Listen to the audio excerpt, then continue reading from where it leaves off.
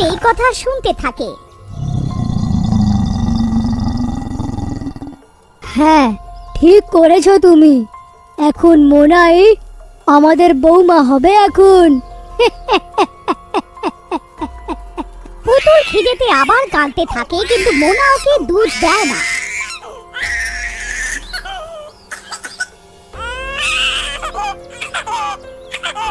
আর ওরা ঘুরতে বেরিয়ে পড়ে। টমি ওদের দেখে ঘেউ ঘেউ করে।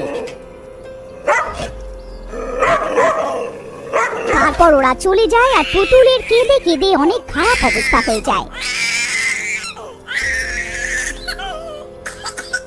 আরে নির্লজ্জ লোকেরা, আমার মেয়ে এখানে কাঁদছে আর তোমরা ঘুরতে চলে যাচ্ছ। টমি, এখন কি করি? তখনই টমি দুধের বোতলটা দেখে, কিন্তু ওটা খালি থাকে।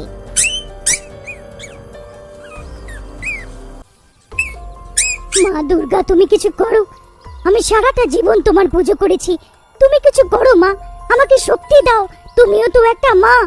তখনই ডাইনির শরীর থেকে একটা আলো বেরোয় আর ও পুতুলকে ছুঁতে পারে। মা, তোমার অনেক অনেক ধন্যবাদ মা।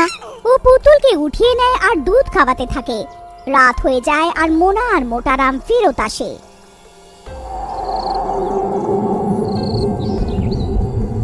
আরে কি বাবু বাবু ভূত! আরে আরে মরে গেলাম রে।